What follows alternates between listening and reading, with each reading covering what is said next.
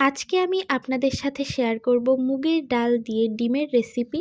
তার জন্য প্রথমে আমি কড়াইয়ে সাদা তেল দিয়ে এরপরে আমি ডিমটাকে ভেজে নেব। এখানে ডিম ভাজার সময় আমি কিন্তু কোনো পেঁয়াজ দেইনি।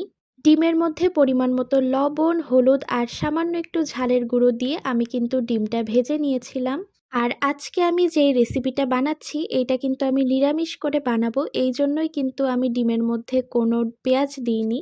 এবার অনেকে বলতে পারেন ডিম তো নিজেই একটা আমিষ, আসলে আমি এখানে কোনো পেঁয়াজ রসুন অ্যাড করতে চাচ্ছিলাম না, এই জন্যই কিন্তু আমি কোনো পেঁয়াজ দিইনি এখানে। তো তারপরে ডিমটা ভাজা হয়ে গেলে ওই তেলে আমি একটু জিরে ফোড়ন দিয়ে দিয়েছিলাম হচ্ছে আগে থেকে সেদ্ধ করে রাখা মুগের ডাল। তারপরে এর মধ্যে দিয়ে দিয়েছিলাম জলে গুলে সামান্য একটু লবণ, পরিমাণ মতো হলুদ, ঝালের গুঁড়ো আর গরম মশলার গুঁড়ো। যেহেতু ডালটা সেদ্ধ করার সময় লবণ দেওয়া ছিল, এই জন্য কিন্তু এখানে আমি প্রথমে সামান্য একটু লবণ দিয়েছিলাম। তারপরে